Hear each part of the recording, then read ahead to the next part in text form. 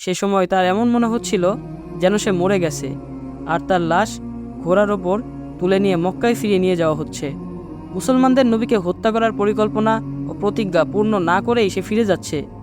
এ কথা তার মনকে তখনও বিচ্ছুর মতো দংশন করছিল।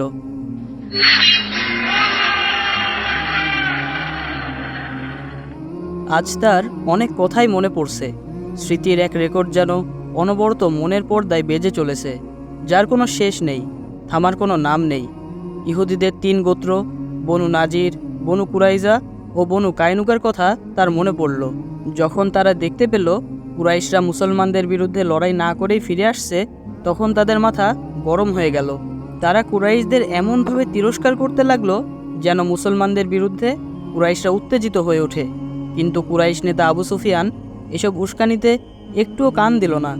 খালিদ আজও ভেবে পায় না আবু সুফিয়ানের মনে কী ছিল, কেন সে মুসলমানের সঙ্গে লড়াই করতে এত ভয় পেয়েছিল।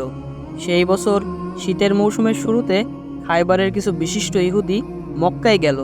বানু নাজির গোত্রের সর্দার জুহাইয়া বিন আফতাব এদের দলনেতা ছিল। ইহুদিদের সাথে ছিল প্রচুর ধন সম্পদ ও বিপুল পরিমাণ অর্থ।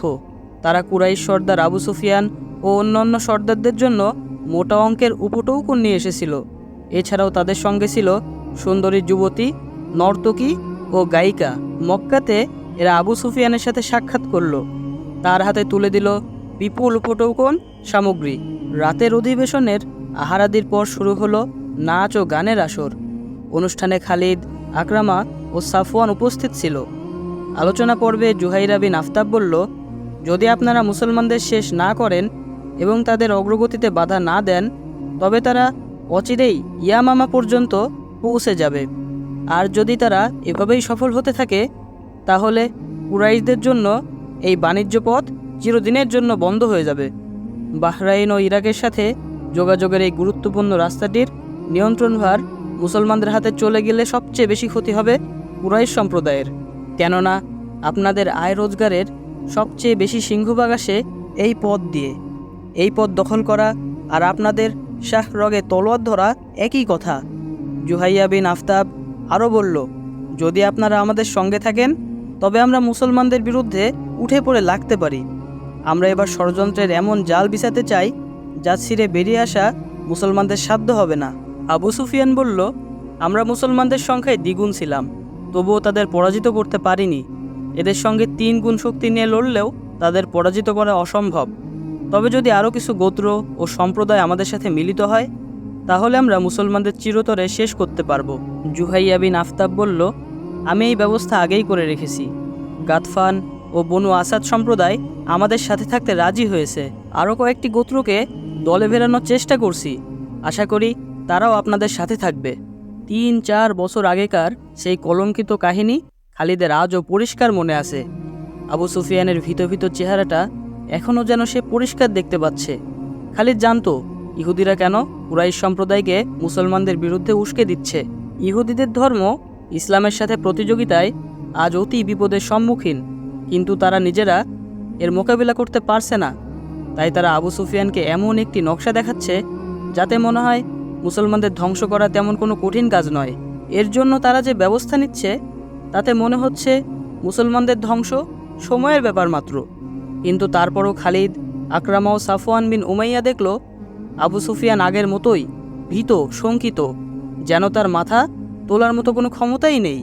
আবু সুফিয়ানের নীরবতা অসহ্য হয়ে উঠলে কথা বলে উঠল খালিদ, আমি আপনাকে আমাদের সর্দার হিসাবে মান্য করি, কিন্তু এটা না বলে পারছি না যে আপনি একজন কাপুরুষ। যদি মুসলমানরা খারাপ আবহাওয়া এবং দুর্ভিক্ষের সময় যুদ্ধ করতে পারে, তবে আমাদের বাধা কোথায়? আমরাও যুদ্ধ করতে পারতাম। আকরামা উষ্ণকণ্ঠে বলে উঠল, আপনি মিথ্যা বলে আমাদের ধোঁকা দিয়েছেন। আবু সুফিয়ান কাপুরুষ, সে আমাদের পুরো সম্প্রদায়ের মাথায়ও কাপুরুষের কলঙ্ক লাগিয়ে দিয়েছে। এখন মুহাম্মাদের শিষ্যরা আমাদের মাথায় চড়ে বসবে। সাফওয়ান বলল। এভাবে আবু সুফিয়ানকে তিরস্কার করতে করতে রাগে বৈঠক ছেড়ে বেরিয়ে গেল তারা। এখন মক্কার অলিতে গলিতে এসব কথা গুঞ্জরিত হচ্ছে। এটাও ছিল ইহুদিদের আরেকটি ষড়যন্ত্র, যেন আবু সুফিয়ান না চাইলেও কুরাইশ সম্প্রদায় তাদের লজ্জা ও অপমানের প্রতিশোধ নেওয়ার জন্য পাগলপাড়া হয়ে ওঠে। ফলে অবস্থা এমন খারাপ হয়ে উঠেছিল যে আবু সুফিয়ানের পক্ষে বাড়ির বাইরে যাওয়াই কঠিন হয়ে পড়েছিল। খালিদের ঘোড়া উহুদের প্রান্তর মারিয়ে ছুটে চলেছে মদিনার দিকে। খালিদের মনে ভেসে উঠেছে পুরনো দিনের কত তিক্ত মধুর ঘটনা। এসব ঘটনার বেশিরভাগই লজ্জার ও বেদনার। খালিদ আর এসব ঘটনা মনে করতে চায় না, কিন্তু সেসব স্মৃতি যে এখন তার একমাত্র সঙ্গী। কত অনাহত স্মৃতিরা এসে ভিড় করছে তার হৃদয় ক্যানভাসে। ঘোড়া এগিয়ে চলেছে, ঘোড়ার পিঠে বসেই স্মৃতি রোমন্থর করছে খালিদ। দৃষ্টি তার মদিনার দিকে। খালিদ বিন ওয়ালিদের ঘোড়া আপন গতিতে এগিয়ে চলেছে মদিনার দিকে। ঘোড়ার পিঠে বসে খালিদ অনবরত স্মৃতি রোমন্থর করছে। মনের পর্দায় ভেসে উঠল 1 বছর পরের কথা। যুদ্ধ না করে বদর থেকে পালিয়ে আসায় ইসলামের জাত শত্রু ইহুদিরা প্রমোদ গুনল। তারা আবু সুফিয়ানের সাথে দেখা করে যুদ্ধের সহযোগিতার আশ্বাস দিল। নিজের দুর্বলতা ঢাকতে আবু সুফিয়ান মক্কায় ফিরেই নতুন করে যুদ্ধের প্রস্তুতি নিতে শুরু করল। ইহুদিদের আশ্বাস পেয়ে এবং তাদের সহযোগিতা নিয়ে ব্যাপক আকারের বাহিনী গড়ে তোলার জন্য সবাই উঠে পড়ে লাগলো। দীর্ঘ 1 বছর ধরে চলল এই যুদ্ধের প্রস্তুতি।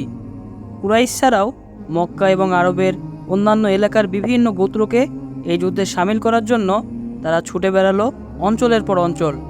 ইহুদিরা ওই প্রচারণায় সামিল হলো। পরের বছর 627 খ্রিস্টাব্দের ফেব্রুয়ারি মাস, বিভিন্ন গোত্রের যোদ্ধাগণ নিজ নিজ বাহিনীর সাথে সামিল হয়ে মাসের শুরুতেই দলে দলে মক্কায় আসতে শুরু করে দিল। এই অভিযানে সামিল হলো মক্কার বিভিন্ন গোত্রের হাজার হাজার সৈন্য। সবচেয়ে বেশি যোদ্ধা সামিল হলো বনি আসাদ গোত্র থেকে। তবে তাদের কী পরিমাণ সৈন্য এই অভিযানে শরিক হয়েছিল ইতিহাসে তার উল্লেখ নেই। তাদের সালার ছিল তালহা বিন খবিলত। এরপর সবচেয়ে অধিক সৈন্য ছিল বনি গাতফান গোত্রের। তাদের সৈন্য সংখ্যা ছিল 3000। তাদের সালারের নাম মুনাইয়া। 700 সৈন্য পাঠালো বনি সালেম। কুরাইশদের নিজস্ব সৈন্য সংখ্যা ছিল 4000 পদাতিক, 3000 ছিল অশ্বারোহী, আর উষ্ট্রারোহী সৈন্য ছিল 1500। সম্মিলিত এই বাহিনীর প্রধান সেনাপতি ছিল আবু সুফিয়ান। খালিদ বিন ওয়ালিদ ছিল সহকারী প্রধান সেনাপতি, আর আকরামা উপপ্রধান সেনাপতি।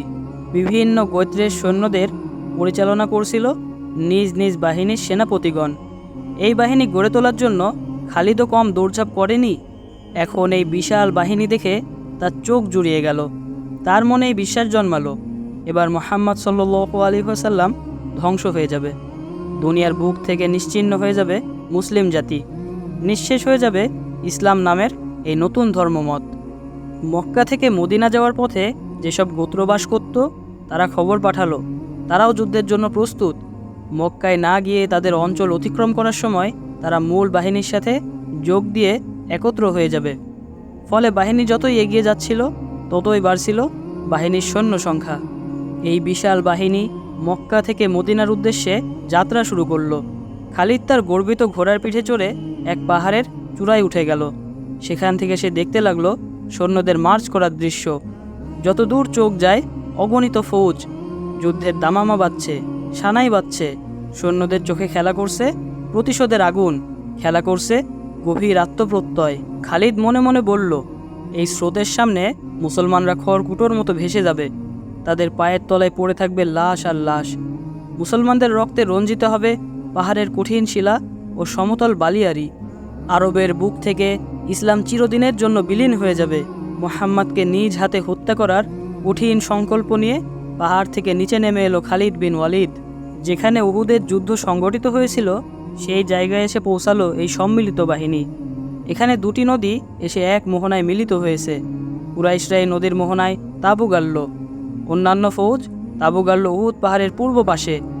এ যুদ্ধের ব্যাপারে আবু সুফিয়ান পূর্ব থেকেই মুসলমানদের কিছু জানায়নি। সে বিপুল বাহিনী নিয়ে অতর্কিত মুসলমানদের ওপর ঝাঁপিয়ে পড়ার চিন্তা করছিল। উহুদ প্রান্তরে তাঁবু ফেলেই আবু সুফিয়ান 2 জন গোয়েন্দাকে মদিনায় প্রেরণ করল সেখানকার সর্বশেষ অবস্থা জানার জন্য। তারা বণিকের বেশে মদিনায় গিয়ে পৌঁছালো। আবু সুফিয়ান ধারণা করেছিল মুসলমানরা কাফিরদের রণপ্রস্তুতি ও অগ্রগতির খবর কিছুই জানে না। অন্যান্য সেনাপতিদেরও ধারণা ছিল একই রকম। কিন্তু যে 2 জন ইহুদি গোয়েন্দাকে মদিনায় পাঠানো হয়েছিল, পরের দিনই তারা ফিরে এসে বলল, আমাদের অগ্রাভিযানের কথা মদিনাবাসী আগেই পেয়ে গেছে। মদিনার অলিতে গলিতে ত্রাস ও ভীতি ছড়িয়ে পড়েছে। সমগ্র শহরে এক ধরনের থমথমে ভাব ও আতঙ্ক বিরাজ করছে। কিন্তু এই খবরে মুহাম্মদ সাল্লাল্লাহু আলাইহি ওয়াসাল্লাম ও তার সঙ্গী সাথীরা মোটেই ভীতশঙ্কিত হয়নি। খবর পেয়ে তারা এই চ্যালেঞ্জ মোকাবিলা করার জন্য প্রস্তুতি নিচ্ছে। শহরের অলিতে গলিতে যুদ্ধের প্রস্তুতি নেওয়ার জন্য সবাইকে আহ্বান জানানো হচ্ছে। এই ঘোষণা শুনে দলে দলে লোক যুদ্ধের জন্য প্রস্তুতি নিতে সমবেত হচ্ছে। তাদের মধ্যে উদ্দীপনার কোনো অভাব নেই। আমরা যতদূর বুঝেছি তাতে বলতে পারি, মদিনায় সমবেত লোকের সংখ্যা 3000-এর ওপর হবে না। ইতিহাসবিদগণ এই যুদ্ধে মুসলমান মুজাহিদদের সংখ্যা 3000 বলে উল্লেখ করেছেন। কাফিরদের সৈন্যদের সংখ্যা ছিল 10,000-এর অধিক। পদাতিক ছাড়াও তাদের ছিল বিপুল সংখ্যক অশ্বারোহী। হস্তি বাহিনীও ছিল 1500-এর অধিক। আরবের জনগণ এর আগে কখনোই এত বিপুল সংখ্যক সৈন্য একত্রে দেখেনি। তার মোকাবেলায় মুসলমানদের সৈন্য ছিল মাত্র 3000। গুটি কয়েক অশ্বারোহী থাকলেও হাতি ছিল না একটিও। যদি কোনো শিশুকেও প্রশ্ন করা হয় এই যুদ্ধে কার জেতার সম্ভাবনা বেশি, চিন্তা ভাবনা ছাড়াই সে বলবে কুরাইশদের। যদি কোনো সমন্বয়ককে জিজ্ঞেস করা হয় সে বলবে এ অবস্থায় মুসলমানদের আত্মসমর্পণ করা উচিত, না হয় রাতের অন্ধকারে দেশ ছেড়ে অন্য কোথাও পালিয়ে গিয়ে আত্মগোপন করা উচিত। 10,000-এর অধিক প্রশিক্ষিত সৈন্যের বিরুদ্ধে 3000 মুজাহিদের লড়াই করার কথা কোনো সুস্থ মাথার মানুষ ভাবতেই পারে না। আবু সুফিয়ান এই খবর শুনে তৃপ্তির হাসি হাসল। খালিদও ভাবছিল এই বিশাল বাহিনী মদিনায় পৌঁছালে লড়াই করার কোনো সুযোগই পাওয়া যাবে না। সহজেই এই বাহিনী মদিনার ইট পাথর গুঁড়ো করে দেবে। কিন্তু তাদের জানা ছিল না এটা ছিল সত্য মিথ্যার লড়াই। এক পক্ষে দাঁড়িয়েছে বিশ্বজাহানের স্রষ্টা মহান আল্লাহ ও আল্লাহর রাসূল প্রেমিক মুজাহিদ বৃন্দ, আর অন্য পক্ষে নিষ্পান মূর্তি পূজারী দাম্ভিক কাফির বাহিনী। আল্লাহ সব সময় সত্যের পক্ষে থাকেন এবং সংখ্যায় কম হলেও আল্লাহর সৈনিকরা যখন সর্বশক্তি নিয়ে ময়দানে ঝাঁপিয়ে পড়েন তখন আল্লাহ তাদেরই বিজয় দান করেন। এর আগে বদরে তারা এর প্রমাণ পেয়েছে।